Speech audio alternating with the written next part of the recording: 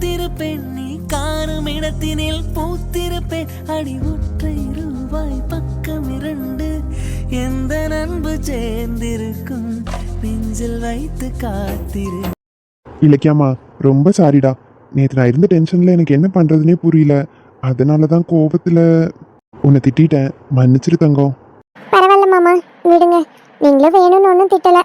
நான் உங்கள் ஃபேமிலியில் தான் யாராவது அப்படி பண்ணியிருப்பாங்கன்னு சொன்னோன்னே கோவத்தில் என்ன பண்ணுறதுன்னு தெரியாமல் தானே திட்டினீங்க. இல்லை தங்கம், நீ என் மேலே கோவமாக இருப்பேன்னு எனக்கு நல்லாவே புரியுது. நீ அழுதப்போ கூட எப்போ பாரு அழுகிறேன்னு சொல்லிட்டேன்ல. ரொம்ப சாரிம்மா. அது என் மனசுலேருந்து வந்ததில்ல, கோவத்தில் ஏதோ. சரி விடுங்க. எனக்கு உட்காந்து இவ்வளோ தூரம் நீங்கள் எக்ஸ்பிளைன் பண்ணணும்லாம் அவசியம் இல்லை. நான் புரிஞ்சுக்கிட்டேன், அந்த சூழ்நிலை அப்படி இருந்துச்சு. இப்போ நம்ம 2 பேரும் மாற்றி மாற்றி சண்டை போடுறது முக்கியம் இல்லை. அப்படி யார் பண்ணாங்கன்னு தெரிஞ்சுக்கிட்டு மேற்படி நம்ம கல்யாணத்தை எப்படி நடக்க வைக்கலான்னு யோசிக்கணும். அதுக்கான நேரம் தான் இது. சரிதான். எல்லாம் முடிஞ்சு இப்படி சேர போகிறோன்னு நினைக்கும் போது யார் இந்த வேலையை பார்த்துருப்பாங்கன்னு எனக்கு தெரியல. கையை காலை வச்சுட்டு கம்மன் இருக்கணும். ஊருக்குள்ள முக்காவாசி பேர்கிட்ட வம்பிழுத்து வச்சா வேற எல்லாரும் என்ன பண்ணுவாங்களா? இப்படிதான் ஏதாவது பண்ணுவாங்க. மாமன் சும்மாலாம் அடித்தடிக்க போக மாட்டேன்னு உனக்கு தெரியும்ல. தப்பு நடந்தா. ஆமா, இவர் பெரிய ஹீரோ. இவர் கண்ணு முன்னாடி தப்பு நடந்தா பார்த்துட்டு போக மாட்டாரு. தட்டி கேட்டாதான் மனசாரும். ஆமா, தட்டி கேட்கணும்ல. அப்படி தப்பு நடக்கிற இடத்தெல்லாம் தட்டி கேட்கறேன்னா இன்னைக்கு எவனோ நம்ம வாழ்க்கையில விளையாடிட்டு இருக்கான். இங்க பாரு, அது யாருக்கா வேணா இருக்கலாம். ஒரு இடத்துல உதவின்னு அவங்க நிற்கும் போது நம்ம பார்த்துட்டு எப்படி பார்க்காம போறது? இப்போ ஒரு 4 ரவுடி பசங்க உன்னை சுத்தி வளைச்சிட்டாங்க. உன்னை கிண்டல் பண்றாங்க, உன்னை நிம்மதியாவே இருக்க விட மாட்டேங்கிறாங்க, உன்னை ஃபாலோ பண்றாங்க. உன்னால நார்மலாவே அந்த இடத்துல இருக்க முடியல. அப்ப நீ யாராவது ஹெல்ப் பண்ண மாட்டாங்களான்னு ஏங்கும் போது அந்த இடத்துல நான் இருக்கேன். உன்னை பார்த்துட்டு நமக்கு எதுக்கு வம்புன்னு நான் பார்த்தும் பார்க்காத மாதிரி ஒதுங்கி போனா அது தப்பு இல்லையா சொல்லு? தப்புதான். அதேதான். நமக்கு வந்தா எப்படி அது நம்மளோட பிரச்சனையா எடுத்துக்கிறோமோ அதே மாதிரி மற்றவங்களுக்கு ஒன்றுனாலும் அது நம்மளோட பிரச்சனையா நினைச்சு பார்த்தோன்னு வையேன், உதவி பண்ணாம இருக்க தோணாது. அது எனக்குன்னு மட்டும் இல்லை, யாரா இருந்தாலும் அப்படிதான்.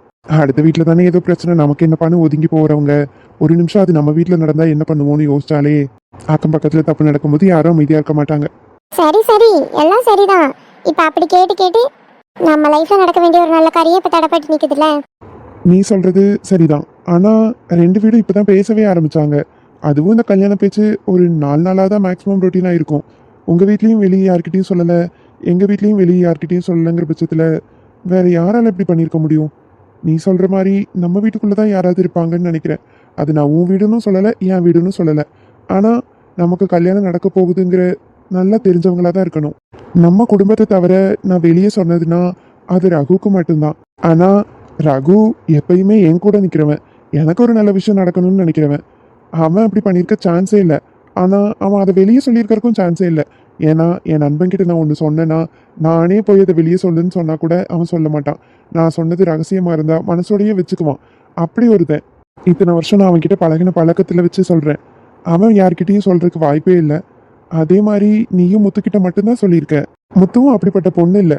ஆரம்ப காலத்திலிருந்து என் லவ்வுக்கும் உன் லவ்வுக்கும் 2 பேரும் தான் உறுதுணையாக இருக்காங்க. சொல்லப்போனால் நம்ம சேர போகிறது நம்மளை விட அவங்களுக்கு தான் சந்தோஷம்.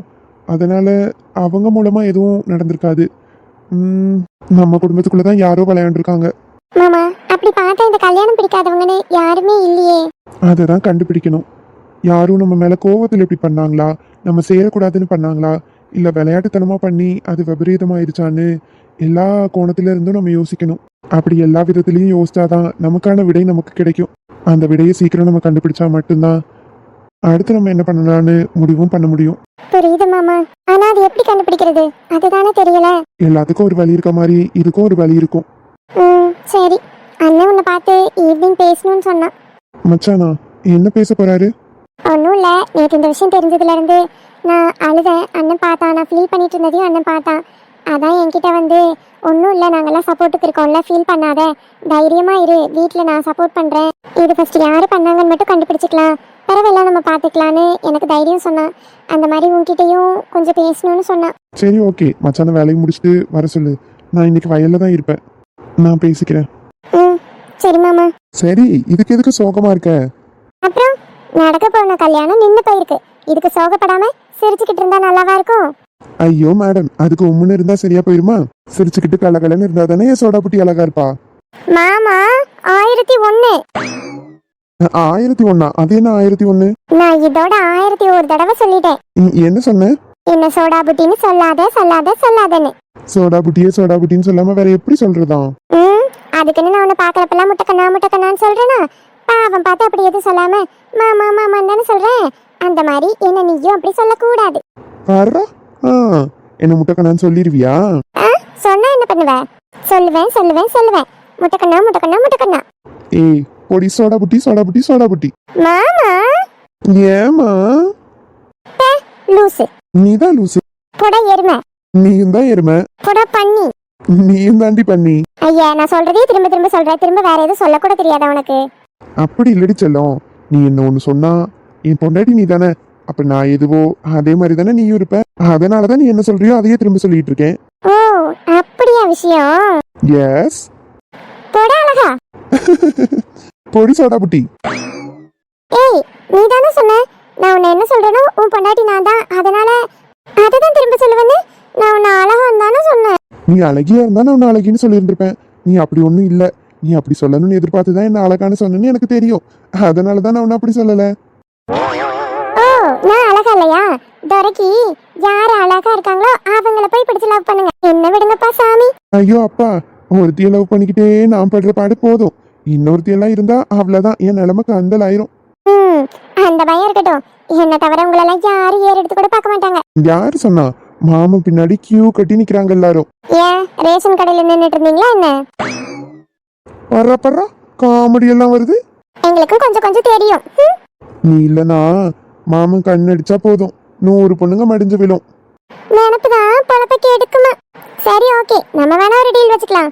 யாரையாவது கரெக்ட் பண்ணி காமி அப்ப நான் ஒத்துக்கிறேன். ஓ அப்படியா? அங்க பாரு தூரத்துல ஒரு பிள்ளை தெரியுதா? அந்த பிள்ளைகிட்ட போய் நைஸா பேசி அந்த பிள்ளை பேரு ஊரு நம்பர்லாம் வாங்கிட்டு வரட்டா?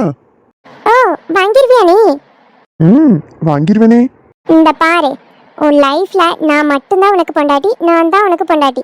வேற எவளையாவது பார்த்துட்டு பேசி வளைஞ்சுக்கிட்டு இருந்தா என்ன பண்ணுவ? எவளாச்சு உன்னை பார்த்தா அப்போ நான் காளியாத்தா ஜாக்கிரதை. ஐயோ அம்மா பயமா இருக்கு. சரிங்க மேடம், நான் உங்களை மட்டுமே லவ் பண்றேன். உங்களையே கல்யாணம் பண்ணிக்கிறேன். வேற யார்ட்டையும் பேச மாட்டேன். சரியா? அந்த பயம் இருக்கணும்.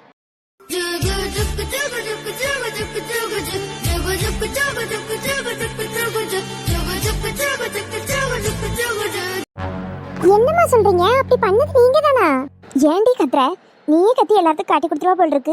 இல்லம்மா ஒரு ஆச்சரியத்துல தான் கேட்கேன். ஆமாண்டி நான் தான் அப்படி செஞ்சேன். ஏம்மா அப்படி செஞ்சிய? பிறவு என்னடி? என் மகன் யாரையோ விரும்புறான். அது யாரு என்னன்னா தெரியாது. ஆனா அவன் விரும்புறது எனக்கு பிடிக்கலதான். இருந்தாலும் அதுல அவன் வாழ்க்கை அடங்கி இருக்கல. உங்க அப்பா அவைய தங்கச்சி பேசினதும் ஒரேடியா ஆடுதாரு. தங்கச்சி பிள்ளைக்கு தான் கட்டி கொடுக்கணும்னு. உங்க அண்ணன் மனசுல யாரு இருக்கா என்ன ஏதுன்னு ஏதாவது தெரிஞ்சுக்கிடணும்ல. அவனுக்கு இந்த கல்யாணத்துல விருப்பமே இல்ல பாத்துக்க. அப்பா அன்னைக்கு பொண்ணு கேட்க போயிருக்காவ வீட்டுக்கு பேச. இவன் அந்த ஆளு சோகமா உட்காந்துருக்கான். என் மக்களே என்னாச்சுன்னு கேட்டா என்கிட்ட இல்ல அப்பா எங்க அப்படின்னு கேட்டான். அந்த மாதிரி போயிருக்காவன்னு முகமே வாடிட்டு பையனுக்கு. இன்னொரு பிள்ளைய மனசுல நினைச்சிட்டு இருக்கும்போது இந்த பிள்ளைய கல்யாணம் பண்ண மட்டும் என்ன சந்தோஷமா அவளை வச்சிருப்பான்னு நினைக்கிறியா? அதனாலதான் இப்படி செஞ்சேன். ஏமா அவனுக்கு வேணும்னா அவனே வந்து பேசுவான்ல. உண்மையாவே அவன் ஒரு பிள்ளையை விரும்புறான். அந்த பிள்ளையும் பதிலுக்கு விரும்புச்சுன்னா எனக்கு இந்த கல்யாணத்துல விருப்பம் இல்லைன்னு அவன் வந்து சொல்லியிருப்பான்ல. ஏட்டி அதான் என்கிட்ட அன்னைக்கே சொல்லிட்டான்ல. ஏம்மா என்னைக்கோ ஒரு பிள்ளைய லவ் பண்றேன்னு உங்ககிட்ட சொல்லியிருக்கான். அந்த பிள்ளைய தான் கட்டுவேன்னு சொல்லியிருக்கான். ஆனா அவன் அதை சொல்லியே பல மாசம் ஆயிட்டே. அதுக்கு பிறகு இப்பயும் அந்த பிள்ளைய அவன் லவ் பண்ணுதானா? அந்த பிள்ளை வீட்டுல எதுவும் பிரச்சனையா? அந்த பிள்ளை இன்னும் இருக்கா? எதுவுமே தெரியாம நீங்க ஏன் இப்படி செஞ்சிய? ஏடி அன்னைக்கு உங்க அப்பா பொண்ணு பார்க்க போயிருக்காவன்னு எவ்வளவு சோகமா இருந்தா தெரியுமா? ஏம்மா அவன் சோகமா இருந்ததெல்லாம் சரிதான். ஐயோ அந்த பிள்ளையை கட்டிக்க முடியலையே அப்படின்னு சோகமா இருந்தானா? அந்த பிள்ளை விட்டுட்டு போயிட்டேன்னு சோகமா இருந்தானா? நமக்கு எப்படி தெரியும்? நீங்க 1க்கு 2 தடவை யோசித்து பண்ணியிருந்திருக்கலாம். அப்படி இல்லைன்னா அவன்கிட்டயே ஐயா உனக்கு இந்த கல்யாணத்துல விருப்பமா இல்லையா அம்மாட்ட சொல்ல அம்மா பாத்துக்கிறேன்னு கேட்டா அவன் சொல்லியிருப்பான்ல. அதை வச்சு நீங்க ஏதாவது முடிவு பண்ணியிருந்திருக்கலாம். நீங்களா ஒண்ணு நினைச்சு தப்பு பண்ணிட்டீங்களோன்னு என் மனசுல தோணுதுமா. என்னடி நீயும் இப்படி பேசிக்கிட்டு இருக்க? அவன் என்கிட்ட ஒரு நாள் சொன்னதை வச்சுதான் நான் இப்படி பண்ணேன். ஒருவேளை அவன் அப்படி சொல்லாம இருந்திருந்தா கூட எனக்கு என்ன தெரிஞ்சிருக்கும்? ஏம்மா நீங்க அப்பா கிட்டையாவது போய் பேசியிருக்கலாம்ல.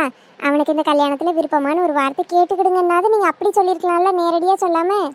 அதையும் தாண்டி சொல்லி பார்த்தேன். உங்கள் அப்பா கிட்ட பல தடவை சொல்லிட்டேன். சொல்லும் போச்சுலாம் உங்கள் அப்பா என் மகன் நான் எடுத்த முடிவுக்கு கட்டுப்படுவான், நான் எடுக்கிற முடிவு அவனுக்கு சரியாதான் இருக்குன்னு மட்டும்தான் சொல்கிறாங்களே தவிர அவன்கிட்ட போய் பேசவே இல்லை. பிறகு நான் என்ன தான் செய்ய?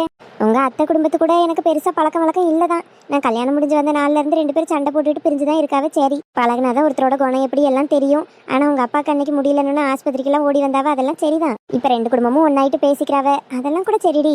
பேசின உடனே அவிய பிள்ளைக்கு தான் கட்டி கொடுக்கணும்னா இது தப்புல. என் மகன் மனசுலயும் என்ன இருக்குன்னு பார்க்கணும்ல. எனக்கு தெரிஞ்சு நீங்களா இப்படி முடிவெடுக்கிறதுக்கு பதிலா ஒரு வார்த்தை அவன்கிட்டயே கேட்டிருக்கலாமா, அது எந்த பிள்ளை என்ன ஏதுன்னு. பொறுமையா அத்தை வீட்டையும் கூப்பிட்டு உட்கார வச்சு இந்த மாதிரி எங்க பையன் வேற ஒரு பிள்ளையை விரும்புதான், அதனால உங்க பிள்ளைக்கு கட்டி கொடுக்க முடியல, நீங்க எதுவும் நினைச்சுக்கிடாதீங்கன்னு நம்ம பொறுமையாவே பேசி இதை முடிச்சிருந்துருக்கலாம்னு நினைக்கிறேன். இப்போ அவன் எழுதின மாதிரி ஒரு லெட்டர் எழுதி அவங்க வீட்டுக்கு அனுப்பிச்சு வச்சுட்டிய. அதை படிச்சவையே எல்லாரும் இவன் எழுதினதா தானே நினைச்சிருப்பாவ. காலம் முழுக்க அது இவன் மேல ஒரு பழியாதானமா நிக்கும், இப்படி சங்கடப்படுத்திட்டான்னு. இல்ல வள்ளி, அதுக்குன்னு அப்படியே விட்டுருவேன்னு நினைக்கிறியா? அந்த பிள்ளை யாரு என்ன ஏதுன்னு வீட்டில் பேசி முடிச்ச பிறகு நானே அந்த உண்மையை அவிய 2 பேர்கிட்டையுமாவது தனியாக சொல்லிடுவேன். உங்கள் அப்பாக்கெல்லாம் தெரிஞ்சா என்னை கொன்னே போட்டுருவாரு. இருந்தாலும் நான் காலம் ஃபுல்லாக அந்த குற்ற உணர்ச்சியோடு இருக்க முடியாதுல்ல. அதனால மாறனுக்கு அவன் விருப்பப்பட்ட பொண்ணை கல்யாணம் பண்ணி வச்ச பிறவோ இல்லை நிச்சயம் ஏதாவது பண்ணி முடிச்ச பிறவோ நான் கண்டிப்பாக போய் உங்கள் அத்தைக்கிட்டையும் மாமாக்கிட்டையும் நான் தான் அதை பண்ணேன், என் பையன் அப்படி கஷ்டப்பட்டுட்டு இருந்தான், வெளியே சொல்ல முடியாமல் அதனால தான் இப்படி செஞ்சுட்டேன்னு மன்னிப்பு கேட்டுருவேன். அந்த பிள்ளையும் மனசில் ஆசையை வளர்த்துறக்கூடாதுல்ல. பிறகு ரொம்ப நாள் கழிச்சு இவன் இன்னொரு பிள்ளையை விரும்புகிறான்னு தெரிஞ்சா அந்த பிள்ளைக்கும் அது கஷ்டமாக போயிடக்கூடாது. அதனால தான் முளையிலேயே கிள்ளி எறியணும்னு இப்படி ஒரு முடிவு பண்ணேன். புரியுதுமா, நீங்கள் எல்லாம் மாறனுக்காக தான் செஞ்சுருக்கிய. நீங்கள் செஞ்ச விதம் தப்பு தான், இருந்தாலும் நீங்கள் அவனுக்காகன்னு ஒன்று செஞ்சுருக்கிய. சரி, இதுக்கு மேலேயும் இதை அப்படியே விடாமல் மாறன்கிட்ட முதல்ல நீ லவ் பண்ணுற பிள்ளை யாரு ஏதுன்னு கொஞ்சம் விவரத்தை கேட்டு வைங்கம்மா. அப்போ தான் படிப்படியாக அப்பா கிட்ட சொல்லி, அதான் உங்கள் தங்கச்சி வீட்டில் வேணான்னு சொல்லிட்டாவல்ல, இந்த மாதிரி கல்யாண பேச்சு ஆரம்பித்து நின்று அப்படியே நின்றும். அதனால் நம்ம பிள்ளையை பார்க்க ஆரம்பிப்போன்னு வெளி இடத்துல பார்க்குற மாதிரி கூட கொஞ்ச நாள் பார்த்துட்டு பிறகு இந்த பிள்ளைய சொல்லி கல்யாணம் பண்ணி வைக்க பாருங்கம்மா. அவனுக்கும் கல்யாண வயசு வந்துட்டு கல்யாண பேச்சு எடுத்து எடுத்து தட்டி போனாலும் நல்லா இருக்காதுல்ல. நான் மனசில் நினச்சிருக்கிறத அப்படியே சொல்லிட்டேம்மா. இன்றைக்கி அவன் கொஞ்சம் காலையிலேயே நேரமாகவே வேலைக்கு போயிட்டான் பார்த்துக்க. ராத்திரி லேட்டாக தான் வருவேன்னு சொல்லிட்டு தான் போனான். வந்தோடனே சித்த அசதியாக உறங்குவான். நாளைக்கு நானே அவன்கிட்ட இதை பற்றி பொறுமையாக பேசி அதுக்கு என்னென்னு ஒரு முடிவு எடுப்போம். அது வரைக்கும் நீ இந்த விஷயத்தை யார்கிட்டையும் சொல்லாத வள்ளி. சொல்ல மாட்டேம்மா. நான் கேட்டால் கூட மாறேன்னு சொல்லுவானோ என்னமோ. நீங்கள் கேட்டால் தான் அந்த பிள்ளையை பற்றி சொல்லுவான். சீக்கிரம் கேளுங்க. சொல்லுவானோ என்னமோ தெரியலடி, நாளைக்கு ஆனால் கேட்டு பார்க்கணும். சரிம்மா.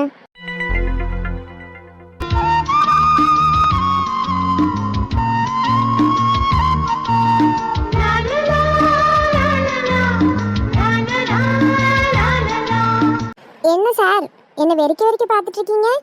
ஆல்ரெடி ஃபங்க்ஷனுக்கு டைம் ஆச்சு. போலாமா இல்லை இப்படியே நின்றுட்டு இருக்கலாமா? ஃபங்க்ஷனுக்கு போகணும் தான், ஆனா என்ன ஆனா ஊனா ஆவண்ணானே? கிளம்பலாம். இரு பொறுமையா கிளம்பலாம். இப்போ ரெடி ஆயாச்சு. வண்டியில ஏறினா ஃபங்க்ஷனுக்கு இப்பவே கிளம்பி போயிடலாம். இங்கிருந்து என்ன பண்றது? என் பொண்டாட்டி கிட்ட 10 நிமிஷம் பேசணும்னு தோணுச்சு, அதான். உங்க பொண்டாட்டி கிட்ட 10 நிமிஷம் மட்டும் தான் பேசணும்னு தோணுச்சா என்ன? இல்ல, என் பொண்டாட்டி கிட்ட 100 வருஷம் பேசணும்னு தோணுது. 100 வருஷம் போதுமா? அதுக்கு மேல கடவுள் எவ்வளவு வருஷம் கொடுத்தாலும் மனப்பூர்வமா ஏத்துக்குவேன் என் பொண்டாட்டி கூட இருக்கிறதுக்காக. என்ன சார் காலையிலேயே ரொம்ப ஐஸ் எல்லாம் வைக்கிறீங்க, என்ன ஆச்சு? ஏன் முத்து, நீ உண்மையாவே என் கூட சந்தோஷமா இருக்கல்ல? இது என்ன கேள்வி? சந்தோஷமா தான் இருக்கேன். உண்மையை சொல்லு. அட என்னங்க நீங்க, உண்மையதான் சொல்றேன். நிஜமா? நிஜமா சத்தியமா நான் சந்தோஷமா இருக்கேன். ஏன் என்னாச்சு? இல்ல, இன்னைக்கு இந்த கம்மல் நீ போட்டிருக்கல்ல, ஆமா. இதுல பார்க்கும்போது நீ அவ்வளோ அழகா இருக்க. ஆனா என்னால உனக்கு ஒரு தங்க கம்மல் கூட வாங்கி தர முடியல. எப்ப பாரு நீ கவரிங் கம்மலை தான் எடுத்து போட்டிருக்க. பார்க்கும்போதெல்லாம் எனக்கு கஷ்டமா இருக்கும். எனக்கும் வாங்கி தரணும்னு ஆசைதான். ஆனா ஆனா நானும் உனக்காக கொஞ்சம் கொஞ்சமா சேர்த்து வைப்பேன். ஏதாவது செலவு வந்துருமா, திரும்ப முதல்ல இருந்து சேர்த்து வைப்பேன். இப்படி தான் நான் ரொம்ப நாளா பண்ணிட்டு இருக்கேன். ஆனா உனக்கு கூடிய சீக்கிரமா நான் ஒரு தங்க கம்மல் வாங்கி தருவேன். நீ நினைச்சுக்காத, என்னடா இவன் ஒரு தங்க கம்மல் கூட வாங்கி தர மாட்டேங்கிறான், நம்மளை இப்படி வச்சிருக்கானேன்னு.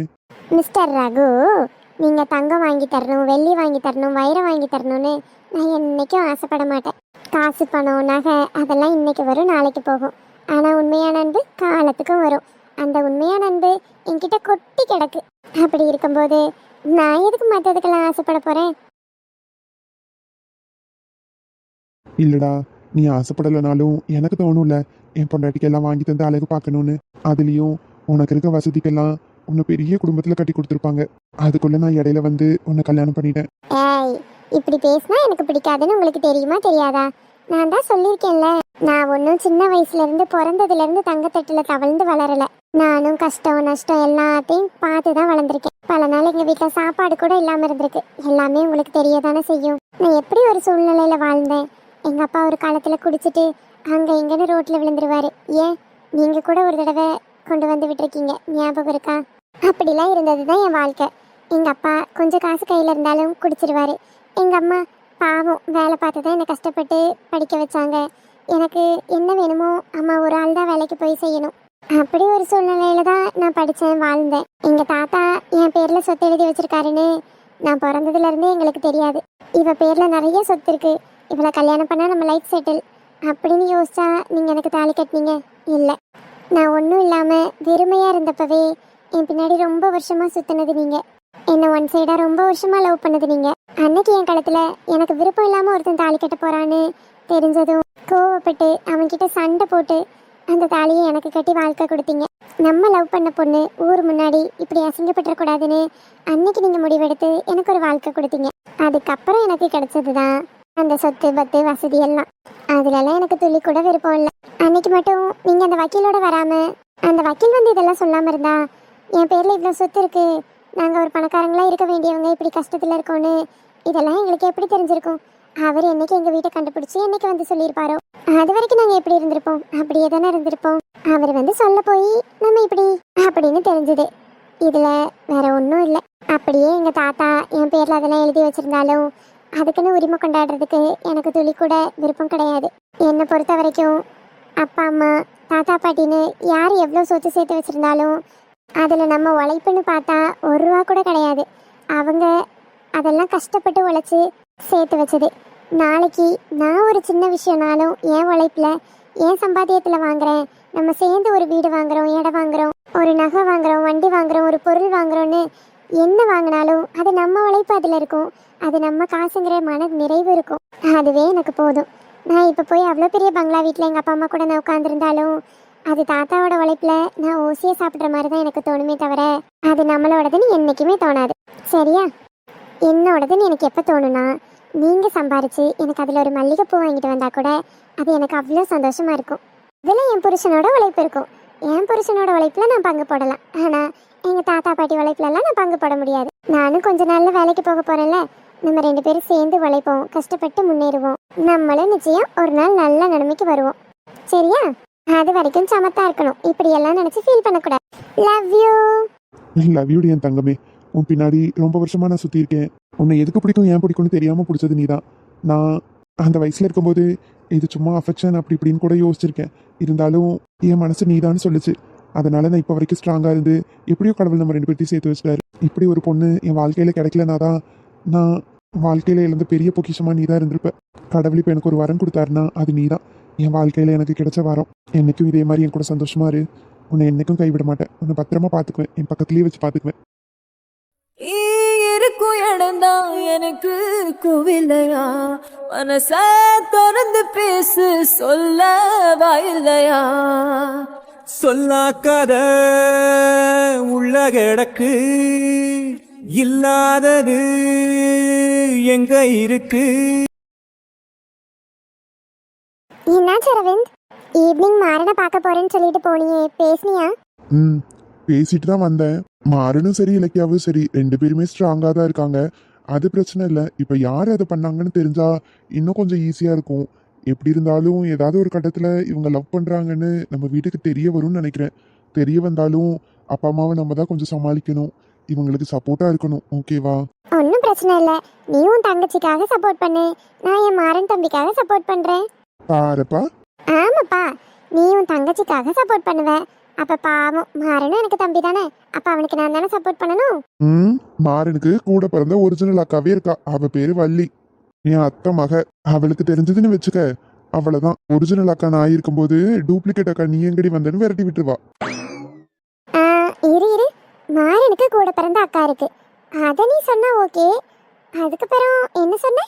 என் அத்தை மக. ஐயோ, அது ஒரு பேச்சு வாக்குல வந்தது. நல்லா உனக்கு பேச்சு வாக்குல வருதே, அது எப்படிடா அத்தை மகன் அப்படி வருது வாயில? பரவு, அத்தை மகளை அத்தை மகன் தானே சொல்ல முடியும். அதான் அன்னைக்கே சொன்னனேடி, சின்ன வயசுலயே 2 குடும்பமும் பேசியிருந்தா அழகா அத்தை மகன் அவளை வம்பிழுத்து கிண்டல் பண்ணிட்டு தெரிஞ்சிருந்திருக்கலாம். கல்யாணம் கூட பண்ணியிருந்திருக்கலாம். இல்ல இல்ல, பண்ணி வைக்கலாம்னு வீட்டுல நினைச்சிருந்திருக்கலாம். ஆனா நான் ஸ்ட்ரிக்டா சொல்லியிருப்பேன், நான் தாரணியை தான் லவ் பண்றேன், அவனை தான் கல்யாணம் பண்ணிக்குவேன். அப்படிங்களா சார்? அவ்வளவு ஏன், என் அத்தை மகன் என் மேல ஆசைப்பட்டு வந்து கேட்டிருந்தா கூட என்ன மன்னிச்சிரு, நான் தாரணின்னு ஒரு பொண்ணை லவ் பண்றேன், உனக்கு என்னை விட நல்ல பையன் கிடைப்பான் அப்படின்னு சொல்லியிருப்பேன். நம்ப முடியல. நம்பிதான் ஆகணும். நம்ம லவ் என்ன 1 மாசம் 2 மாசம் லவ்வா? ஸ்கூல் டைம்ல இருந்து லவ். எப்பா கொக்க மக்கா லவ்னா லவ், அப்படி ஒரு லவ் உன் மேல தெரியுமா? இருக்கட்டும். அதே லவ் குறையாம இன்க்ரீஸ் ஆனா நல்லதுதான். டிக்ரீஸ் மட்டும் ஆச்சு உடம்புல உயிர் இருக்காது. தாடி, உன்கிட்ட கொஞ்சம் கேர்ஃபுல்லா தான் இருக்கணும் போல. ஆமா, டெஃபினெட்லி. சரி, இந்த கதையெல்லாம் விடு. நீ ஏன்டா டல்லாவே இருக்க? என்னதான் என்கிட்ட பேசினாலும் சிரிச்சு கூட பேச மாட்டேன். அது ஒன்றும் இல்லைம்மா, அதான் இந்த மாதிரி கல்யாணம் வரைக்கும் பேசி இப்படி ஆயிடுச்சே அப்படின்னு ஒரு யோசனை. ஒன்று அப்பா அம்மாவாவது நம்ம கிட்ட ஃபர்ஸ்ட் இந்த மாதிரி ஒரு பிரச்சனை நடந்திருக்கு, வீட்டில் போய் சொல்லலாமா, ஏதாவது கேட்டிருந்துருக்கலாம். எதுவும் சொல்லலை, இவங்க திடுதுப்புனா அப்படி போய் சொல்லிட்டாங்க. நாளைக்கு நமக்கு வேண்டாதவங்க யாராவது இதை பண்ணியிருந்திருப்பாங்க, அதை கண்டுபிடிச்சாலும் டக்குன்னு போய் சொல்லிட்டோமேன்னு இவங்களுக்கு ஒரு சங்கடம் தானே. இதுக்குதான் இந்த மாதிரி விஷயம் எதையும் எடுத்தோம் கவுத்தோன்னு முடிவு பண்ணக்கூடாது. பாவம், அவங்களும் என்னடா பண்ணுவாங்க? அது மாறுன்னு எழுதின மாதிரி தானே வந்திருக்கு. அதனால கல்யாணம் பண்ணிக்க போற பையனுக்கே விருப்பம் இல்லை, இதுக்கு மேலே ஏன் மேற்படி இதை வளர்த்துட்டுன்னு இவங்க டக்குன்னு முடிவு எடுத்துட்டாங்க. சரி விடு, யாருன்னு சீக்கிரமே கண்டுபிடிக்கலாம். அது மைண்ட்ல ஓடிட்டே இருக்கனால தான் ஒரு மாதிரி இருக்கு, வேற ஒன்றும் இல்லை. சரி விடு, யாருக்கு தான் லைஃப்ல ப்ராப்ளம் இல்லை சொல்லு? எல்லார் லைஃப்லயும் ஏதாவது ப்ராப்ளம் வந்துட்டே தான் இருக்கும். அதை நம்ம தான் ஃபேஸ் பண்ணணும். அப்படி ஃபேஸ் பண்ண முடியலையா, கஷ்டமா இருக்கா, நம்மளே ஃபீல் பண்ணி நம்மளே திரும்ப ஹீல் ஆகி அதுல இருந்து வரணும், அவ்வளவுதான். அது கரெக்ட் தாண்டி.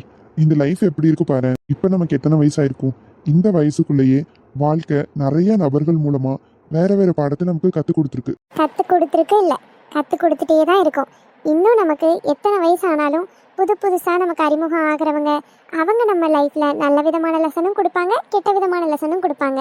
நமக்கு ஒரு இக்கட்டான சூழ்நிலை வரும், எல்லாமே நம்ம ஹேண்டில் பண்ணி தான் ஆகணும். லைஃபே ஒரு போராட்டம் தானே, போராடி தான் எல்லாத்தையும் கடக்க முடியும். கடப்போம். அது கரெக்ட் தாண்டி. சொல்லவே மறந்துட்டேன். என்னாச்சுமா? அத்தை மாமா ரிட்டர்ன் வந்துட்டு இருக்காங்களாண்டா. ரிட்டர்ன் வராங்களா? ஆதிராவை பார்த்து ரொம்ப நாள் ஆச்சு, அவளும் பிரெக்னெண்டா இருக்கா, அதனால கூட போய் ஒரு 2-3 நாள் இருந்துட்டு அப்புறம் தான் வருவேன்னு சொல்லிட்டு போனாங்க. அதான் எனக்கும் ஒன்றும் தெரியல. கொஞ்ச நேரத்துக்கு முன்னாடி கால் வந்துச்சா, நான் சும்மா பேச கூப்பிடுறாங்கன்னு நினச்சி அட்டன் பண்ணேன். ஒரே காற்று சவுண்டு. எங்கேயும் வெளியே போயிட்டு இருக்கீங்களான்னு கேட்டேன். ஆமாம்மா, ஊருக்கு வந்துட்டு இருக்கோம் அப்படின்னு சொன்னாங்க. என்னத்த அங்கே இருந்துட்டு வரேன்னு சொன்னீங்க, உடனே கிளம்பிட்டீங்களான்னு கேட்டேன். ஆமாம்மா, மதியான ட்ரெயினுக்கே ஏறிட்டோம். நடுராத்திரி இல்லைன்னா கொஞ்சம் நேரம் பிந்தி வருவோம். கதவை உள்ளே சாத்திக்கோங்க, நான் வந்த பிறகு அரவிந்துக்கு கால் பண்ணுறேன், அரவிந்த் கொஞ்சம் கதவை மட்டும் திறக்க சொல்லுன்னாங்க. சரித்தா, நான் சொல்கிறேன், என்ன திடீர்னு கிளம்பிட்டீங்கன்னு திரும்பவும் கேட்டேன். நான் நேரில் வந்து சொல்கிறேம்மா அப்படின்னு சொன்னாங்க. அதுக்கு மேலே என்னாலேயே எதுவும் கேட்க முடியலடா. எதனால வராங்க என்ன ஏதுன்னு எனக்கும் ஒன்றும் புரியல. என்னடி இது இப்படி சொல்ற? அங்க எதுவும் பிரச்சனையா இருந்திருக்குமோ? தெரியலையேடா. என்ன ஆயிருக்கும் ஒன்றும் புரியல. சரி விடு, நீ சும்மாவே இன்னைக்கு காலையில இருந்து இப்படிதான் இருந்த. இதுல இதையும் போட்டு மனசை குழப்பிக்காத. எப்படி இருந்தாலும் அவங்க வந்து என்ன விஷயம் சொல்லதான் போறாங்க. அது வரைக்கும் கொஞ்சம் ஃப்ரீயா இரு, ஓகேவா? இல்லடி, அது நீ இப்படிலாம் சொன்னா கேட்க மாட்டேன். எந்த பெண்ணும் அதிசய விண்கலம், போக போக புரிகின்ற போர்க்களம். ஹேய், என்னடி பண்ற? உன் குடும்பத்தை பத்தி யோசிச்சது, உன் தங்கச்சியை பத்தி யோசிச்சது எல்லாம் போதும். காலையில இருந்து நீ எல்லாத்தையும் போட்டு மைண்ட்ல குழப்பிட்டு சோகமா தான் இருக்க. கொஞ்சம் பொண்டாட்டியை பத்தி யோசிக்கிறியா? யோசிக்கலாமே. அருகில் உந்தன் வாசம் இந்த காத்தில் வீசுதே, விழித்தெரு